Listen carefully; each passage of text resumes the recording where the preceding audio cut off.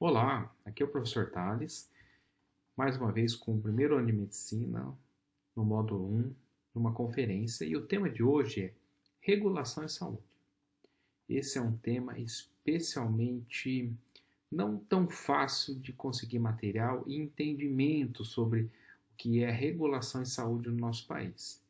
Por isso, eu achei muito importante a gente discutir sobre quais os conceitos de regulação, o histórico da regulação, desde o primeiro ano de faculdade, porque provavelmente no período de graduação de vocês aí de 6 anos, essas regulações de saúde vão evoluir gradativamente, melhorando um ponto ou outro, e vocês começando já o entendimento no primeiro ano é importante para que durante toda a sua vida médica, depois da faculdade, vocês já comecem a se familiarizar com o que vai ser o seu dia a dia em relação a regulações de saúde.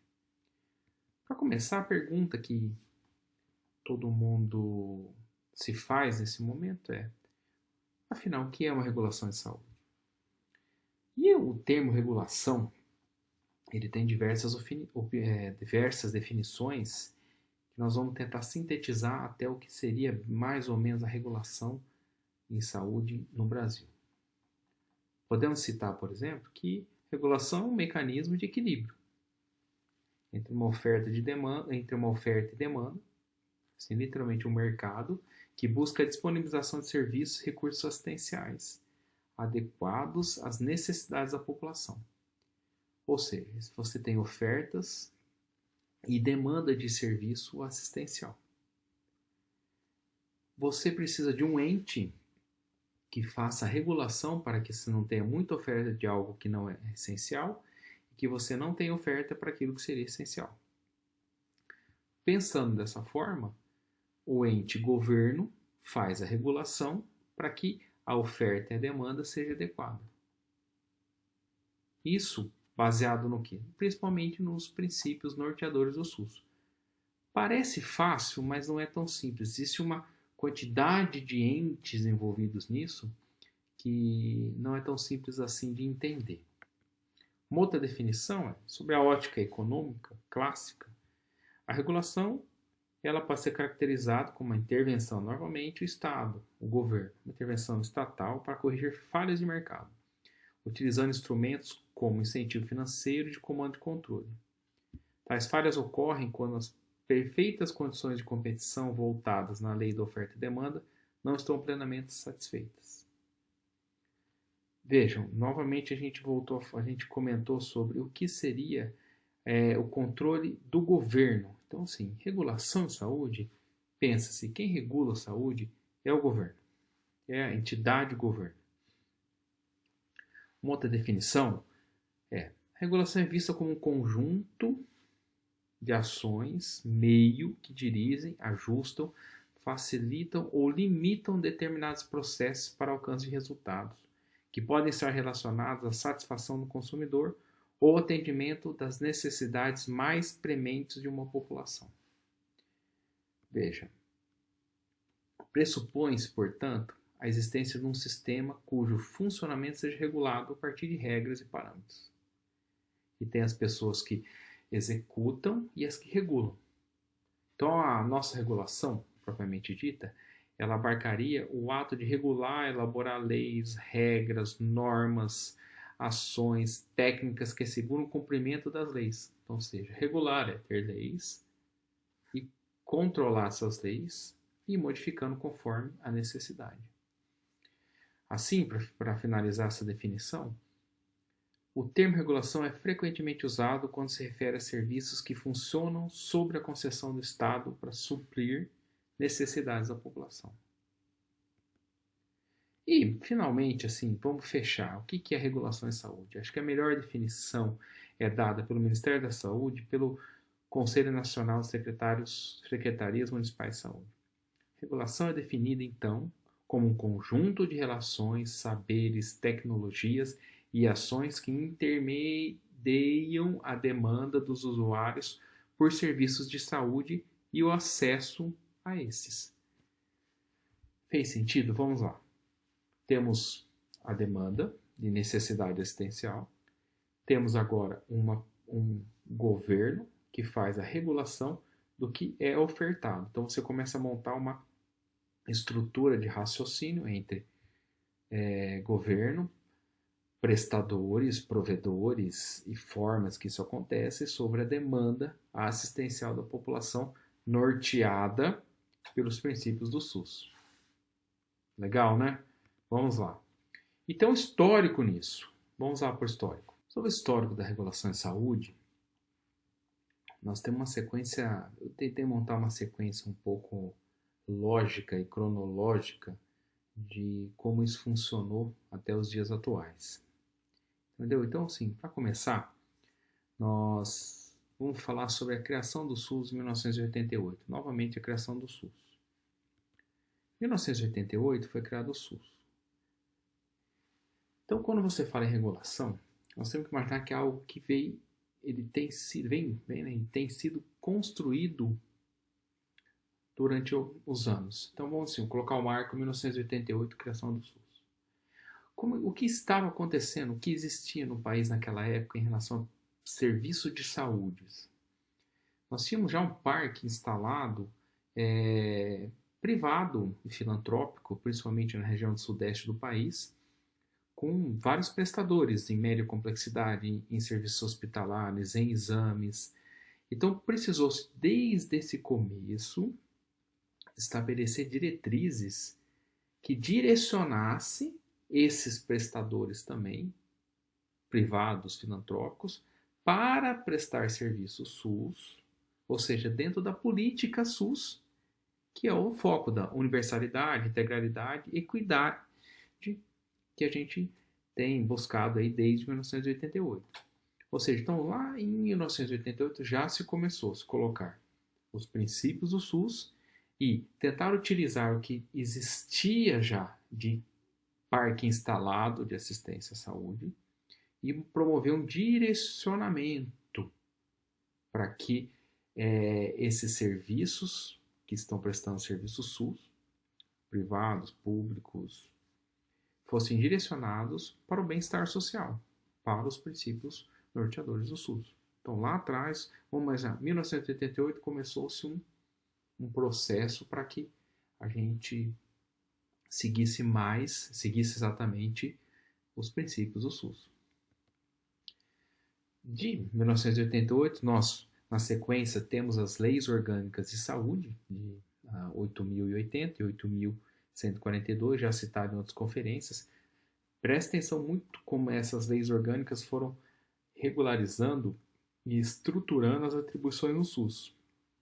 E lá ele colocou alguns princípios como atenção hierarquizada, regionalizada e regulada, entendeu? Baseado em financiamento, orçamento, planejamento, colocando as competências dos entes entre o município, o estado, o governo federal, fortalecendo os princípios e diretrizes do SUS e, principalmente nesse momento, começando a dar função. O município tem que fazer isso, o estado tem que fazer isso, o financiamento vai por aqui, por ali, entendeu? Então começou-se já a montar uma estrutura de regular.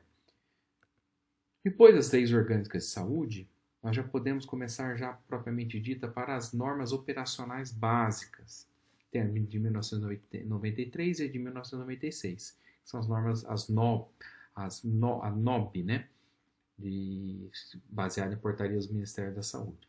Essas NOBs, elas, por exemplo, a de 93, coloca que um amplo processo de municipalização da gestão, habilitando os municípios nas condições de gestão criadas entre incipiente, parcial, semipleno, ou seja, as NOBs, na NOB 93, começou a dar função para colocar o dono do paciente dentro do município. Assim, a gente começou a municipalizar mais a gestão e os outros entes, Estado, governo federal, serem os apoios, as estruturações para que o comando viesse direto do município, ou seja, você literalmente colocou, descentralizando os processos de regulação.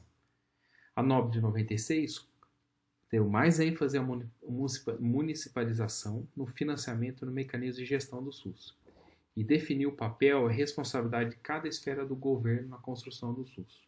Então nós já temos em 1988 a Constituição, criando o SUS, as leis orgânicas de saúde e agora as NOBs, a NOB de 93 e 96, criando essas estruturas que foram montadas para regular a saúde. Então, resumindo sobre as NOBs, temos municipalização, descentralização da política e administração e o fortalecimento, olha só que interessante, a atenção básica, a porta de entrada do serviço da saúde. Na sequência de 1996, eu vou citar aqui em 99 a criação da Anvisa, que é a Agência Nacional de Vigilância Sanitária, pela Lei 9.782, de 99, e a criação da ANS, em 2000. A Anvisa, Agência Nacional de Vigilância Sanitária, ela tem como, olha que interessante, ela tem, a missão dela é atuar não num setor específico da economia, mas em todos os setores que entregam produtos e serviços que possam afetar a saúde da população. Então ela vai estar envolvida em regulamentação de medicação, de equipamentos médicos hospitalares, e ela vai definir preço, vai monitorar o mercado, vai fazer regulação sanitária disso. Então isso aí surgiu em 1999, através de uma lei. Outro marco da regulação em saúde também, eu posso citar que é o ano de 2000, a ANS, que é a Agência Nacional de Saúde Suplementar. Olha que interessante e até curioso. Todo mundo sabe de cooperativas médicas, mas até 98, mais ou menos, com a lei que regulamentou o serviço não público, mas o convênios, cooperativas, seguro médico, não existia uma regulamentação específica. Então, por exemplo, uma cooperativa médica, e vamos citar a Unimed, que é acho que é a maior do país. A Unimed, até 98, que hoje é regulamentado pela ANS, ela era uma cooperativa regulamentada pelo Ministério da Agricultura, junto com a cooperativa de batata e de outros produtos da agricultura. Então você vê como que não existia uma regulamentação correta. Por exemplo, seguro-saúde estava lá no Ministério da Fazenda, a regulamentação dele. Medicina de grupo, como algum tipo de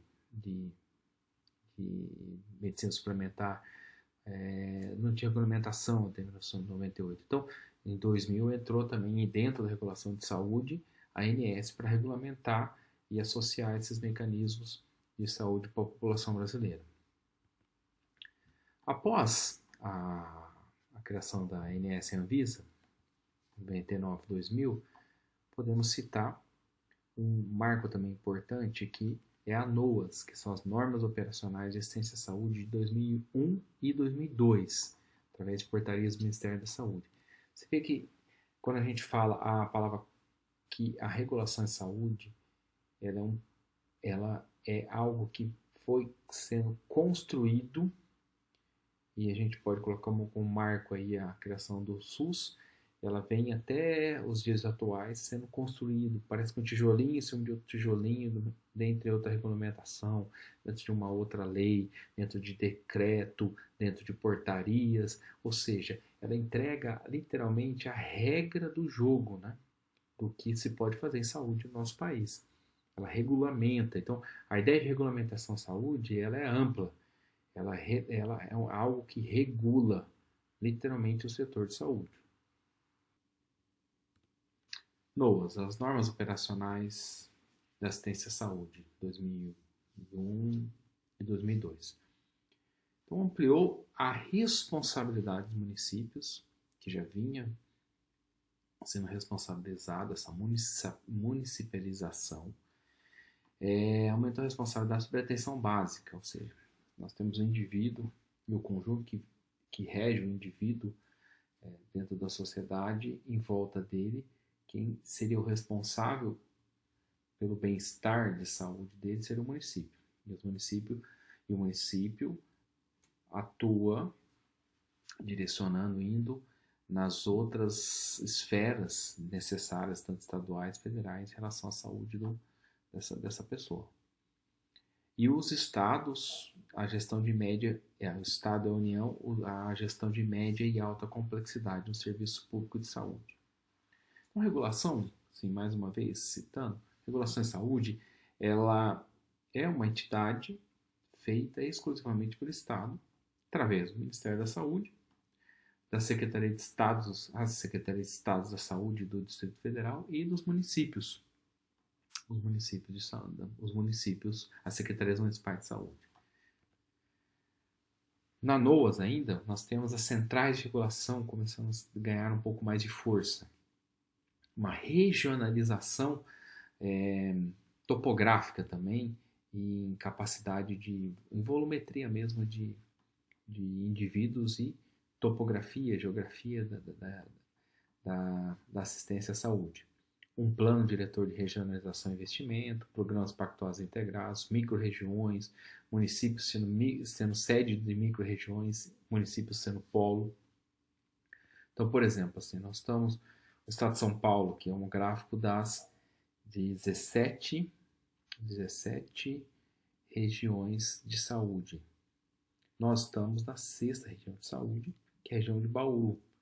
Então, pode chamar DRS 6 Bauru. Nós temos 68 municípios, 5 colegiados, que é o Colegiado Jaú, Polo Cuesta, Vale do Jurumirim, Bauru e Lins.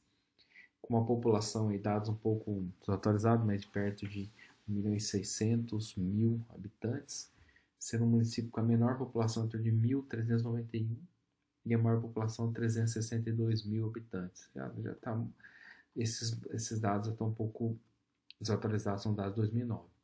Mas só para vocês terem uma ideia dessa regionalização e essa criação de regionais de saúde a partir desse momento também. Depois a NOAS 2001 e 2002, nós vamos propriamente dar para chamar do Pacto de Gestão. O Pacto de Gestão que tinha como princípio o Pacto pela Vida, o Pacto de Defesa do SUS e o Pacto de Gestão.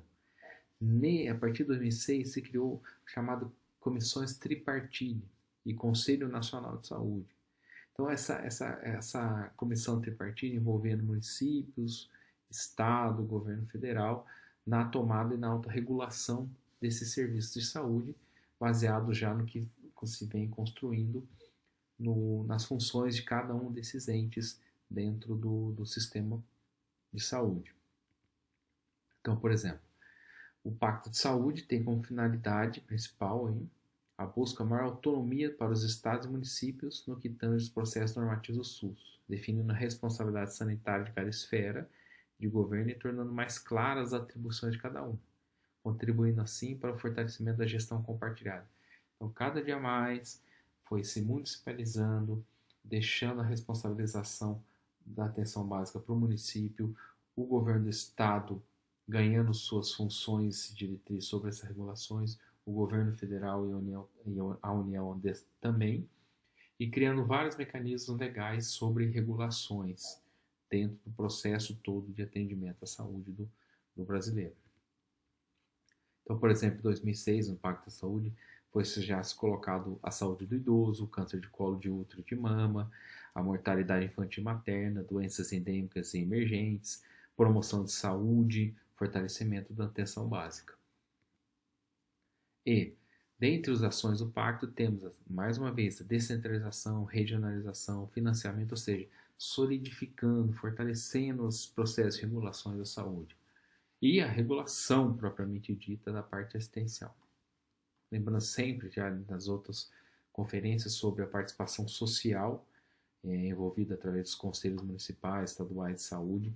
Nesses conselhos, membros da sociedade participam efetivamente na tomada de decisão. Após o Pacto de Gestão, vem em 2008 o que a gente chama da a mãe das regras sobre regulação de saúde. Então, assim, chegamos de 1988 a 2008 com um processo de construção do que é a Política Nacional de Regulação do Ministério da Saúde. Aí nós podemos parar aqui em 2008 e colocar assim, a partir de 2008, com a Política Nacional tem-se, propriamente dita, a mãe das regras sobre a regulação. Depois de 2008, vieram outras portarias aumentando e melhorando a portaria 2008, mas a portaria 1559, de 1º de agosto de 2008, ela é a mãe da regulação em saúde no país até hoje. Então, a Política Nacional de Regulação do Ministério da Saúde 2008 objetiva, principalmente, promover o acesso equânime universal integral ao usuário do SUS. Não é uma lógica meramente financeira. A regulação em saúde contribui para otimizar a utilização de serviço, em busca da qualidade da ação, da resposta adequada aos problemas clínicos e da satisfação do usuário, em que haja, para tanto, a fragmentação do cuidado. Sem que haja, para tanto, a fragmentação do cuidado. Então, assim, lembra aquela definição que a gente colocou lá no começo da aula? Olha como evoluiu. Então, a mãe da regulação à saúde mesmo, essa lei de 2008. E ela divide em 3 pontos principais os processos de regulação, que são a regulação dos sistemas de saúde, a regulação da atenção à saúde e a regulação ao acesso à assistência. Nesse quadro, podemos dividir então as 3 dimensões da regulação a partir da Política Nacional de 2008. Então, no sistema, a regulação do sistema de saúde, a gente chama como se fossem as macro-diretrizes, então, isso é a macro-regulação. Isso é interessante porque aqui são colocadas as regras. Então, são os atos de regulamentação, controle, avaliação do sistema de saúde, regulação e atenção à saúde. Então, isso é exclusivo dos gestores públicos. Olha que interessante.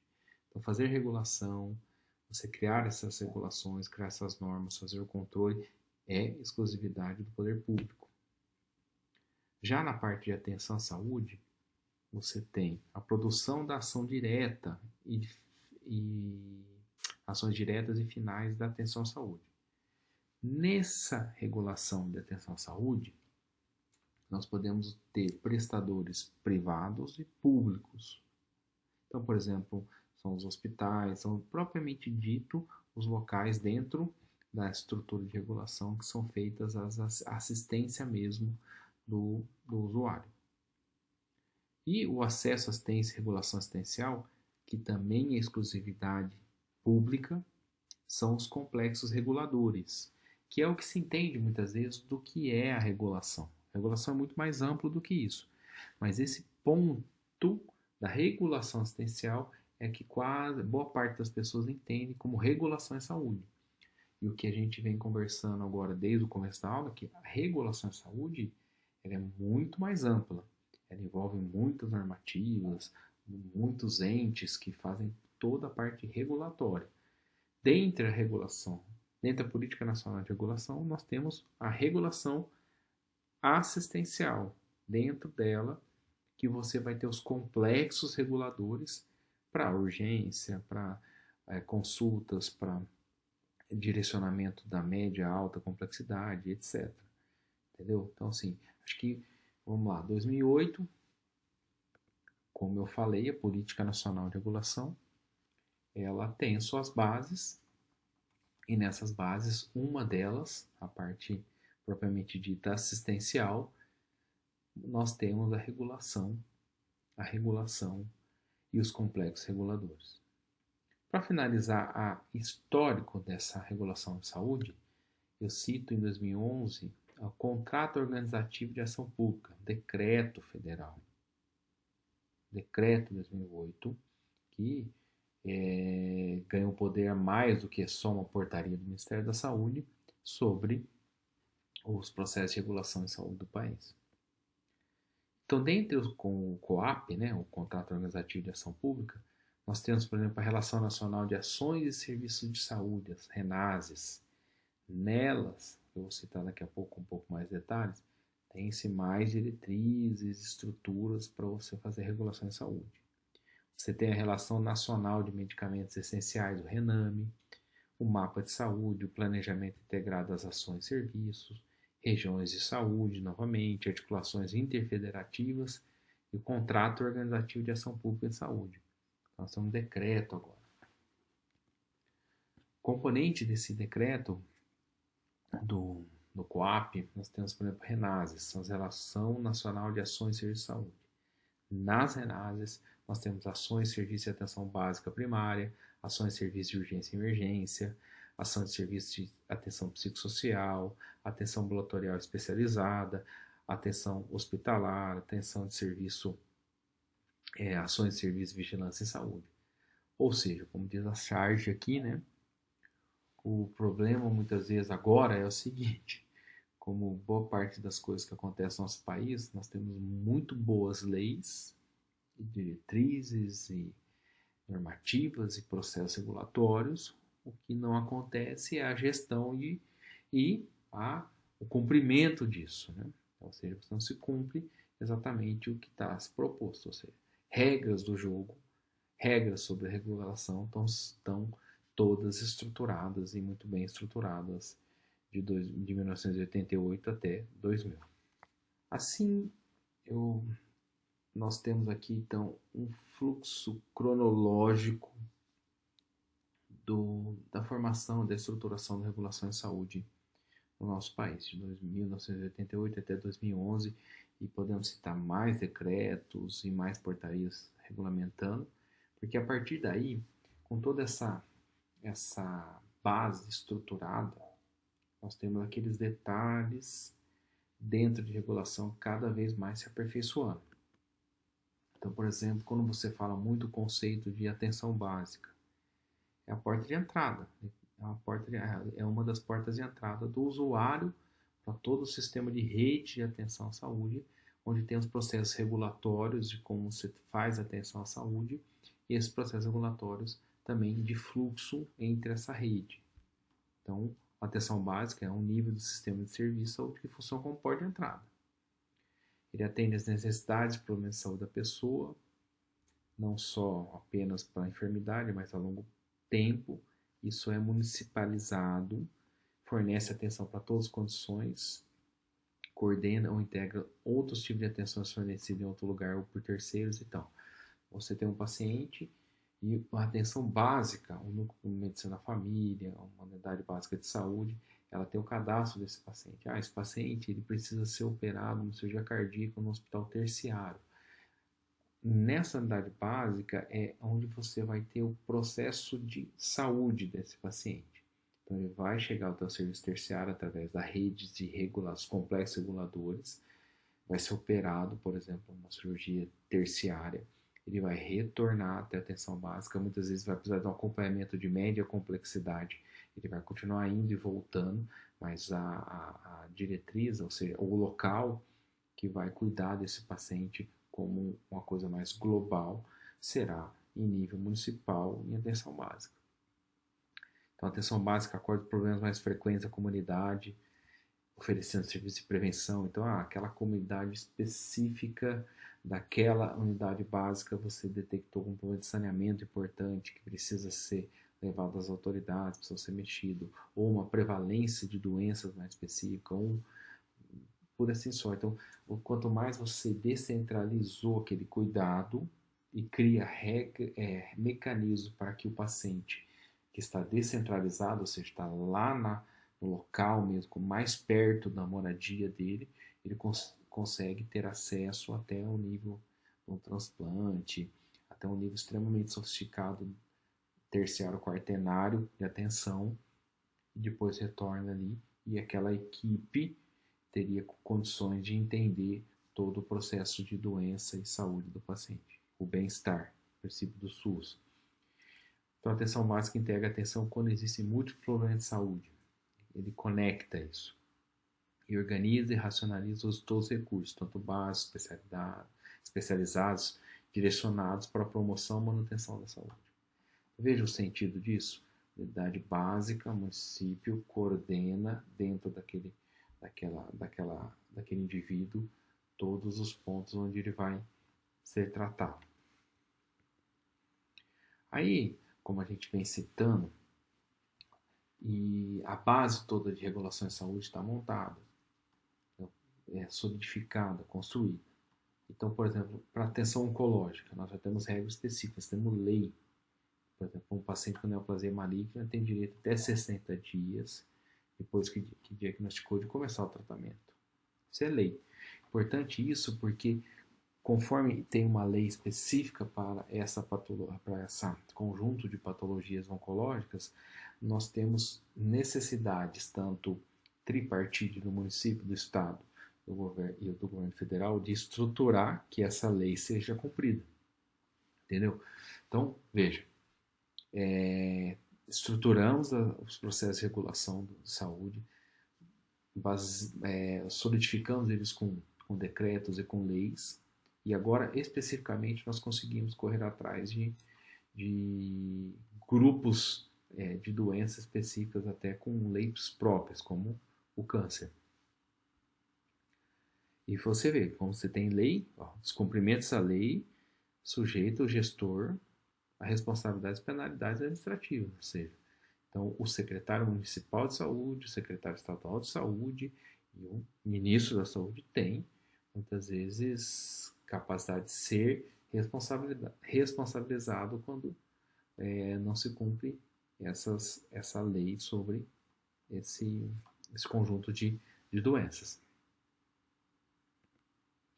Temos a Política Nacional de Atenção às Urgências, que envolve o SAMU, o processo todo de transporte desses pacientes e atendimento pré-hospitalar.